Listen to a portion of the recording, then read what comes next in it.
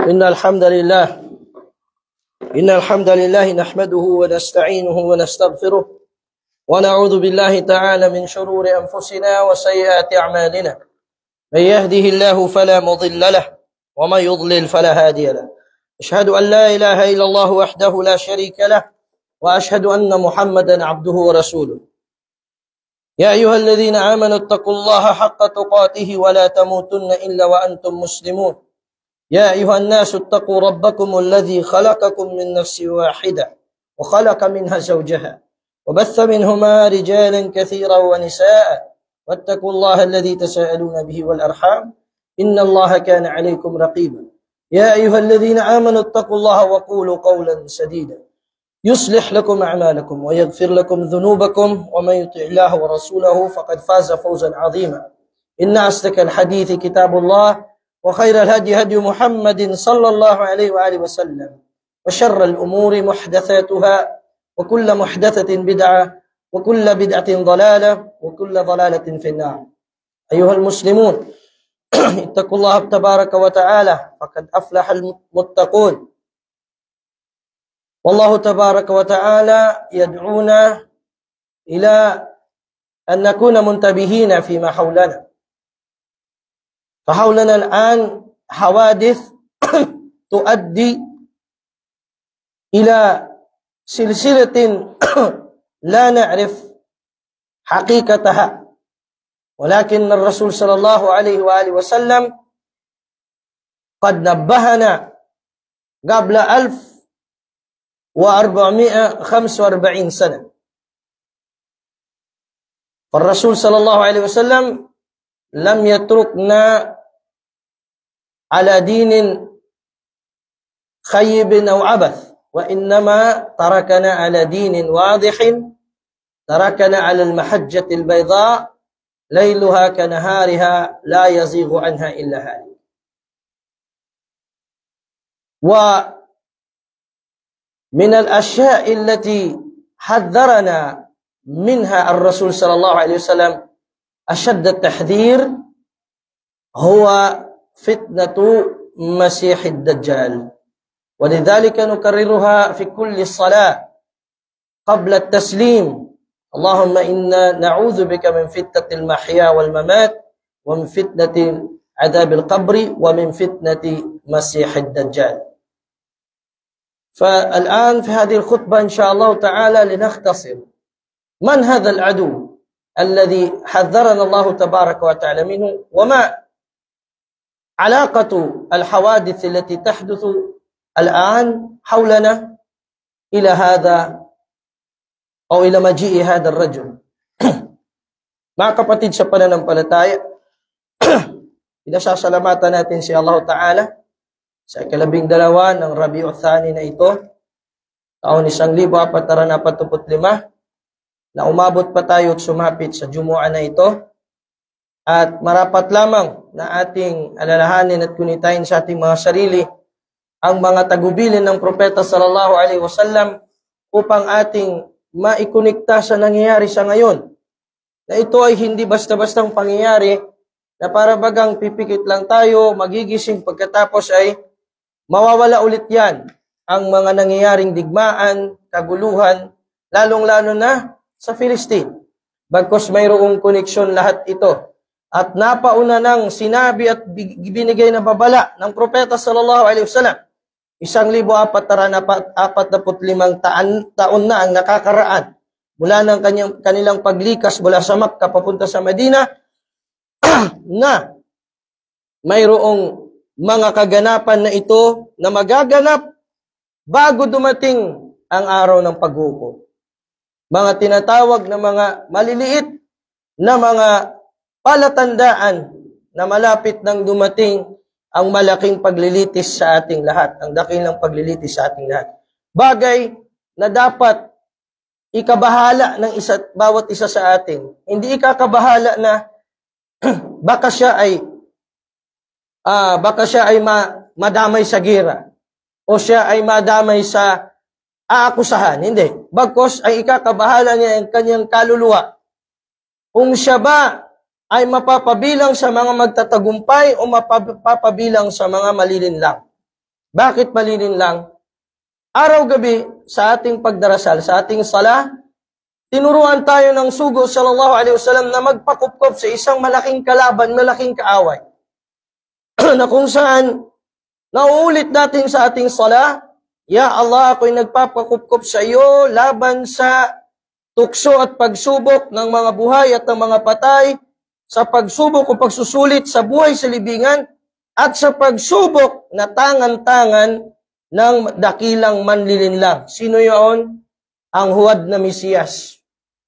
Sino ang huwad na Mesiyas at bakit siya tinawag na huwad na Mesiyas o Masihud Dajjal? At ano ba ang role niya sa atin na mga kamusliman? Una sa lahat, mga kapatid, bago pa man tayo ang umma ng Nabi sallallahu alaihi wasallam ay umiral. May nauna ng mga umma o bayan na umiral. Unang umiral na pinili ni Allah Ta'ala na magdadala ng kanyang amana sa lupa, inuna muna ang Bani Israel. Inuna sila, Banu Israel o mga angkan ni Yaqub alayhis salam. Isa sa pangalan ni Yaqub ay Israel. Bilang pagbibigay parangal sa kanya, sa kanyang pagtitimpi at pagsunod sa kautusan ni Allah. At itong mga Bani Israel na ito ay naging mga masuwayin sa kanilang propetang si Musa alayhis salam. Kaya sabi ni Allah Ta'ala patungkol sa kanila, wa idh qala Musa liqaumihi ya qaumi, o aking kaum, lima tu'dhunani, bakit niyo ako hinahamak? Bakit niyo ako binibigyan ng harm? Bakit niyo ako binibigyan ng kapahamakan? Waqad ta'lamun anni rasulullahi ilaykum, samantalang alam ninyo na ako ay sugo ni Allah Ta'ala sa inyo. So ito na ang nakaugalian nilang ginagawa. Ang mga Hudyo, ang mga Banu Israel, na kapag mayroon silang nakikitang ahad lang sa kanilang mga hawa, ahad lang sa kanilang mga kagustuhan, kahit pa propeta, papaslangin nila, ahamakin nila, basta't masunod lamang ang sa kanila. Ito ang bagay na sifa o karakter nitong mga angkan na ito. Dahil dito, sila ay pinarusahan ni Allah subhanahu wa ta'ala. Yatihuna fil ardi 40 sana. Sila ay nasa diaspora noon, kalapit-lapit ang ipinangakong lupain sa kanila, napalaya sila doon mula sa Ehipto, sila ay nag-iikot-ikot sa kawalan, doon sa disyerto na hindi nila makita yaong kanilang dapat pasukin. Napasok nila ang Ardul Mukaddasa, ang banal na lupain. Subalit ang nangyari ay hindi sila naging karapat-dapat dito sa dami ng kanilang pagsalangsang sa kautusan ni Allah subhanahu wa ta'ala. Kaya maipinangako sa kanilang darating na Masih, magliligtas sa kanila. At hindi nila ito kinilala. Walang iba ito kundi si Nabiullah Isa alayhis salam, si Isa ibn Maryam. Wa idh qala Isa ibn Maryam, Ya Bani Israel, inni Rasulullahi ilaykum musaddiqan lima bayna yadayya min at-Tawrat, wa mubashiran bi rasuli ya'ti min ba'di ismuhu Ahmad. O angkan ng Israel, naririto ako, sabi niya, nasugo ni Allah para sa inyo. So hindi nila expected na ganoon lalabas ang Mesiyas, kaya hindi nila matanggap. Kasi para sa kanila, Mesiyas na magliligtas sa kanila, may daladalang tabak, may daladalang espada, lilipulin ng mga kaaway ng Israel, at pagtatagumpayin sila sa digmaan. Expected nila na ganun kaagad. Hindi pala. Yung pala ay dapat muna silang isuko nila ang kanilang mga agam-agam at walang pagsampalataya at kalapastanganan sa mga propeta. At maniwala sila sa dalang-dalang balita ng propetang iyon, ang Injil, na magandang balita sa kanila na mayroong propetang huli na darating at walang iba kundi ang pangalan niya ay Ahmad, si Propeta Muhammad alayhi salatu wassalam.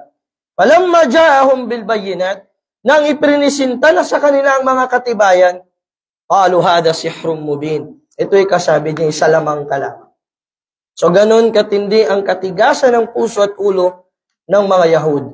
Kaya makikita ninyo ngayon ang nangyayaring sigalot sa Filistin. Resulta yan ng kanilang matagal na nagalit sa mga mananampalataya. At sana ang mga kababayan nating Kristiyano, mabukas ang kanilang isipan na kailanman ang mga Yahudi, ang Zionist Jew ay hindi nyo kakampi at hindi nila kayo mahal. Bagkus, kinamumuhian nila kayong lalo at ang tawag nila kay Isa a.s. anak sa pangangalu niya. At si Maryam a.s. na ating mismong nasa Quran, isang chapter nito ay tinatawag nilang babaeng mangangalu niya. Masamang babae. Samantala sa atin hindi. We revere Isa, we revere Maryam a.s. ayon sa Sharia natin. Hindi natin sila ginawang Diyos o nanay ng Diyos o anak ng Diyos, bagkus nilagay sila sa tama nilang kalagyan.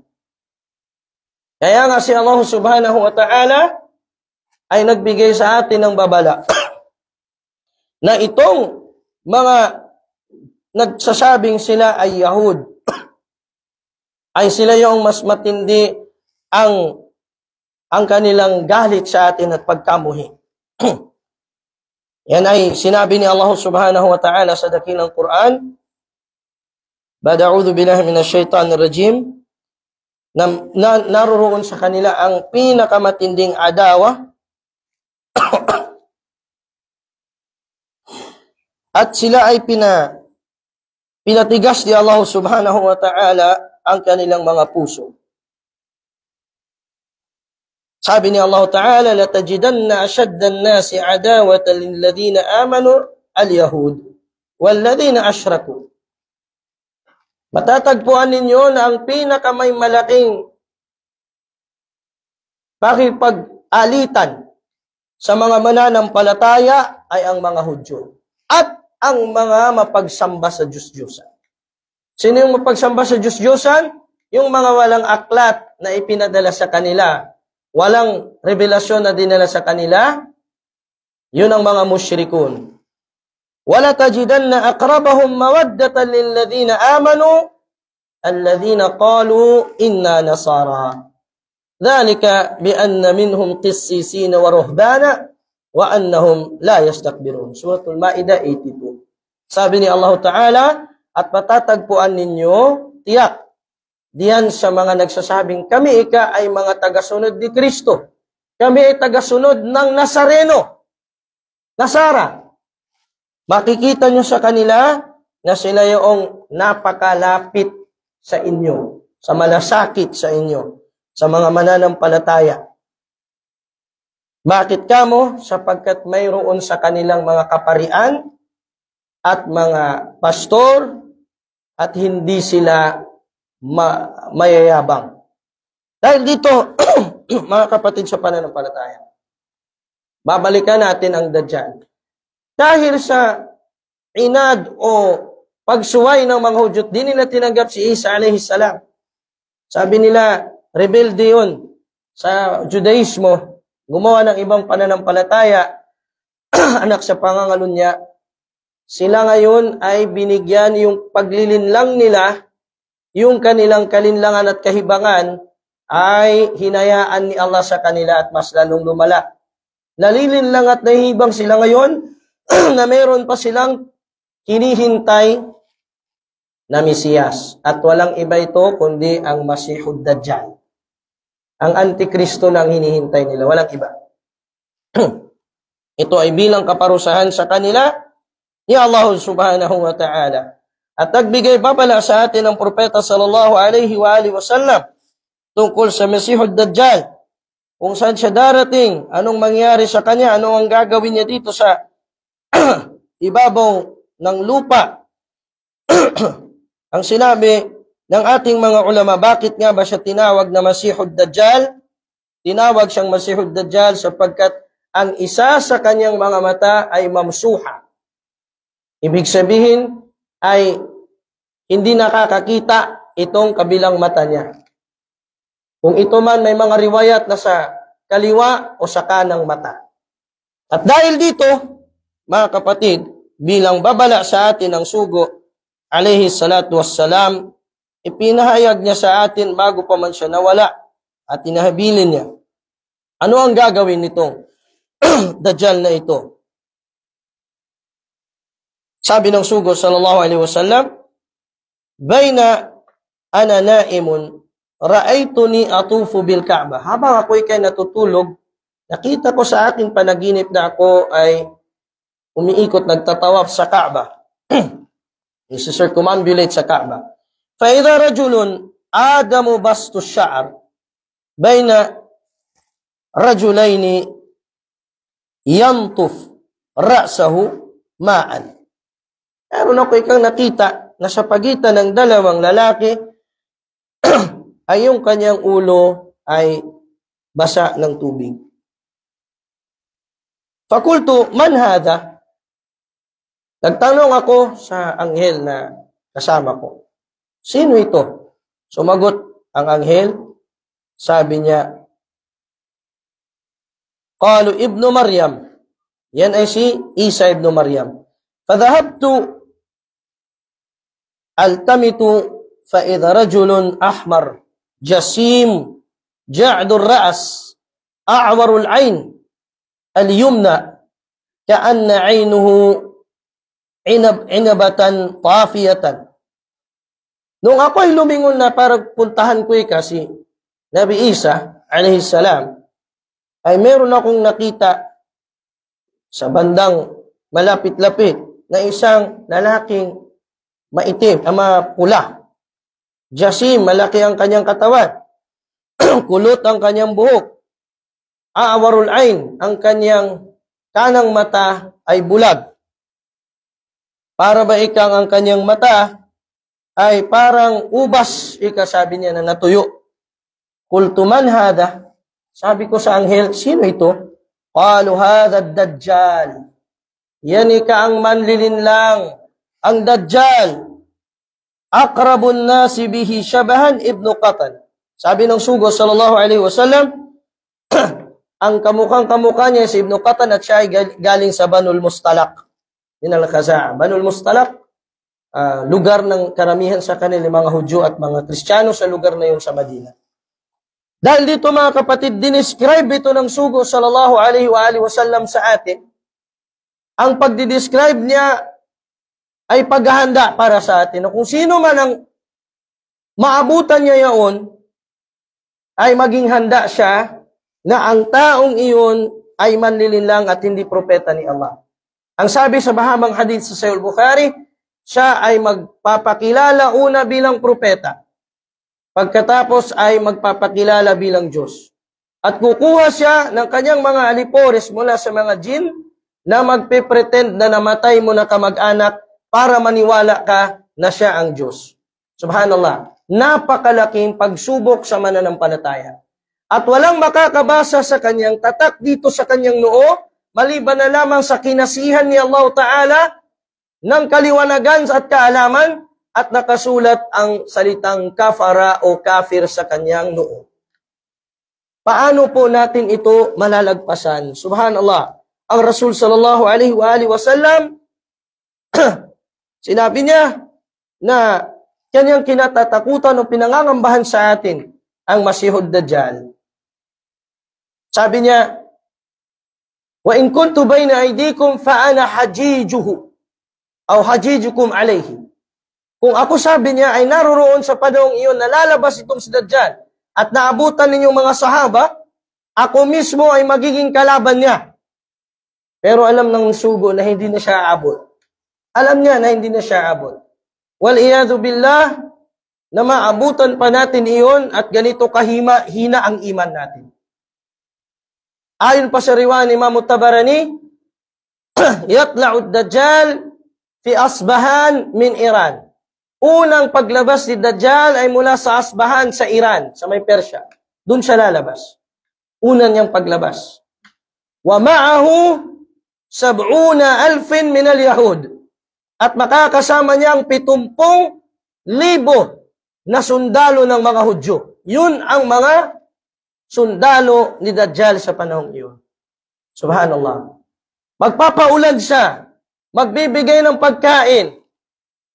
Kaya alhamdulillah nasanay ang Muslim sa pag-aayuno at sa pagtitimpi. Bakit kamo? Kung aabutan man doon sa time ni Dajjal at malakas ang kanyang pananampalataya, hindi niya indahin ang humingi ng pagkain doon kay Dajjal. Sapagkat sanay na siya sa kanyang pag-aayuno. Kanya mga kapatid sa pananampalataya, atin itong bantayan sa ating mga sarili. Ngayon na panahon, sabi ng propeta sallallahu alaihi wasallam, ta'ti sanawatun khadda'at. Darating ang mga panahon na napakaraming panlilinlang at panluloko. Yusaddaku fiha al-kadhib. Ituturing na tapat ang nagsisinungaling. Wa yukaddabu fiha as-sadiq. At ang tapat ay ituturing na sinungaling. Ayon sa riwaya ni Imam Muslim. At ito ay nagaganap sa panahon natin ngayon. Mga kukunting anino ng Dajjal, lumalabas ng unti-unti at mga alipores niya, hindi pa siya.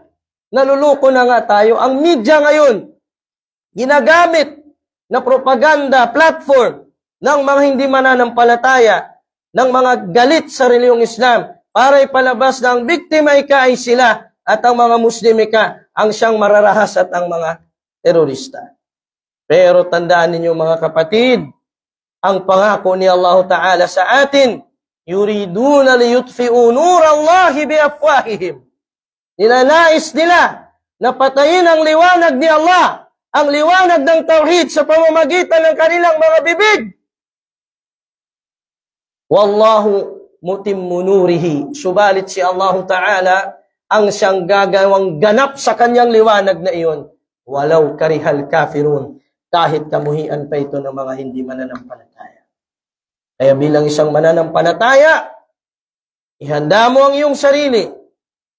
At tandaan mo na napuno ang mundo na ito ng panlilinlang, lalo na sa mga huling araw na ito. Iligtas daw tayo ni Allah Ta'ala sa mga panlilinlang na ito at humawak at kumapit tayo sa katotohanan hanggang sa kahuli-hulihang patat ng ating dulo. Aqulu qawli hadha wa astaghfirullah li wa lakum wa lil muslimina ajma'in min kulli dhanbin wa khati'ah fastaghfiruhu innahu kana ghaffara.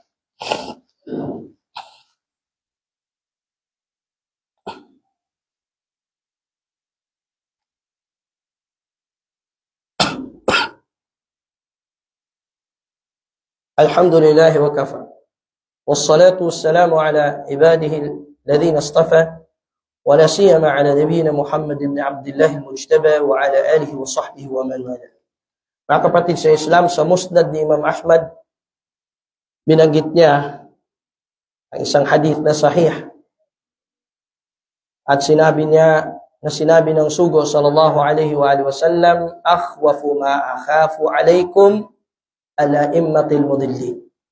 Isang riwaya, a'immatan mudillin. Sabi niya, ang higit kong pinakinatatakutan sa inyo, para sa inyo pinangangambahan, mas pinangangambahan ko kaysa sa paglitaw ni Masihud Dajjal sa inyo, ay ang mga manlilinlang na mga pinuno at iskola. Subhanallah. Bakit kamo? Sapagkat aakayin ang mga tao patungo sa kaligawan. At narito na nga, kung dito pa lang sa mga scholar na ito ngayon ay malilinlang ka na, paano pa kaya kay Masihud Dajjal?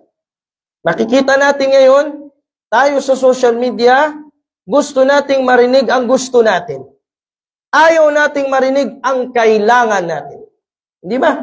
Pag masakit, ayaw ko. Masakit, sabi niya. Nakalimutan mo ba na ang taong may sakit, kailangan mo ng prescription ng gamot kahit napakapait pa nito. Yan ang sinabi ni Sheikh Uthaymin rahimahullah. At kahit napakapait pa, ay iinumin mo para gumaling ka. At yun ang dapat. Anong sakit meron tayo? Ang sakit ng dalal. Ang sakit ng kaligawan. Ang sakit ng kaligawan na iyan, na hindi siya nasusolusyonan ng ating pagfafatiha 17 times a day. Ghayril maghdubi alaihim waladdallin. Kasi bakit? Pagkatapos ng sala o ng Juma, balik tayo sa kaligawan. Ang number one na nagdadala sa kaligawan sa ngayon, na pwede namang gamitin sana sa kabutihan, ang cellphone natin. Ang internet. Lahat ng scroll ka ng scroll doon. Walang masama sa manood ka, doon. Ang problema, nauubos ang oras mo dito, imbis na gawin mo sa mas kapaki-pakinabang. Bakit hindi ka makipag-socialize sa kapatid mo na hindi mo na nakausap ng mga ilang taon? Magsalam ka sa kanya. Sa halip na dito ka nakafocus sa lahat ng mga nangyari dyan at nakasiklud ang isipan mo sa mundo ng World Wide Web, sa cyber na mundo. Hindi ka na, para ka ng hindi totoong tao. At ito, ang isa sa mga panlilinlang na gusto ni Dajjal sa atin. Ang mawala sa atin ng oras.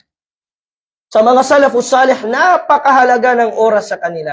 To the extent na saglit lang ang kanilang pagkain, pag-inom, pagtulog, ginagamit nila sa mas kapaki-pakinabang na mga bagay na kung saan sila gagantimpalaan ni Allah. Mga kapatid sa pananampalataya, makikita natin sa ngayon, kung hindi tayo nag-aaral ng maayos, hindi ayon sa tamang metodolohiya at tariqa, at tayo ay seasonal lamang na mananaliksik ng kaalaman. Kung gusto ko Jum'a lang. Kung gusto ko lang. Kailanman hindi ibibigay sa iyo ang kaalaman ng buo kung hindi mo ibibigay sa kanya ang iyong sarili ng buo. Hindi niya ibibigay kahit ano man sa kanya. So, ano ang sandata natin laban sa kaninlangan? Kaalaman na tama sa kitab at sa sunnah ng Nabi alayhi salatu wassalam. Kaya sana, sa pagkakataong ito, magsimula sa atin ang pagbabago na yun. Hindi man natin kayang pumunta sa Palestine ngayon makipag-jihad. Wala. Wala din tayong lehitimo na pinuno na maglilid sa atin patungo doon. Mas lalo ka lang makakadagdag sa kaguluhan. At mas lalo mong masisira ang mga masalih, ang mga advantages na dapat ay naroroon. Magiging disadvantage tuloy. So ano ang dapat mong gawin? Magdua, at bukod sa pagdudua, mag-aral ng maigi at magpatatag sa pananampalataya mo. Tatatag ang pananampalataya mo kung ang ilm, ang kaalaman mo ay matatag, founded upon the Quran and the Hadith, ayon sa methodology ng Salafus Salih, ridwanullahi alaihim ajma'in. Na kahit pa may magpakilalang lumilipad na sa halangit o naglalakad sa ibabaw ng tubig, hindi kanila malilinlang dahil meron kang kitab at sunnah ng Nabi sallallahu alaihi wasallam na sinabi ng propeta sallallahu alaihi wasallam bago siya namatay, hinihabilin niya sa atin, inni taraktu fikum ma in tamassaktum bihima lan tadillu. Dalawang bagay na iniwan ko sa inyo na kapag hinawakan ninyo, hindi kayo kailanman maliligaw. Yan ang ibig sabihin. Hindi kayo malilinlang ni Dajjal, hindi kayo madadala ng emosyon, ng mangangaral, maganda magsalita. Hindi kayo madadala yan.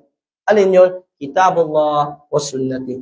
Ang aking Quran at ang Hadith. Ngayon, itanong natin sa sarili natin, ilang pages na ba ng Quran ang aking pinag-aralan? Marunong ba ako magbasa? Hanggang ngayon di ko alam. Mas marunong pa magbasa ang paslit na bata sa isang madrasa kaysa sa akin. Marunong ba ako nito? Mas hilig ko mas memorize ko pa ang lyrics ng kanta ni Justin Bieber kaysa sa Quran al-Karim. O hadith ng propeta sallallahu alaihi wasallam, kahit isang hadith, meron ba akong memoryado na isang hadith?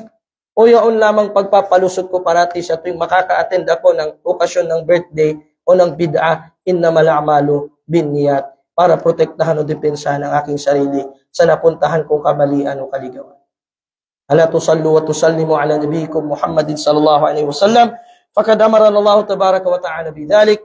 فقال من عز من قائل عليما إن الله وملائكته يصلون على النبي يا أيها الذين آمنوا صلوا عليه وسلموا تسليما اللهم صل على محمد وعلى آل محمد كما صليت على إبراهيم وعلى آل إبراهيم في العالمين إنك حميد مجيد اللهم ارض عن خلفائنا الراشدين عن أبي بكر وعمر وعثمان وعلي وعن بقية الصحابة رسولك صلواتك وسلامك عليه ورضاك عنهم أجمعين اللهم أعز الإسلام والمسلمين وأذل الشرك والمشركين يا رب العالمين اللهم اخذل من خذل دينك وانصر من نصر دينك يا رب العالمين اللهم إن اليهود الصهاينة قد عثوا في الأرض فسادا اللهم عليك بهم اللهم لا ترفع بهم راية ولا تحقق بهم غاية، لا تحقق لهم غاية، واجعلهم لنا آية يا رب العالمين.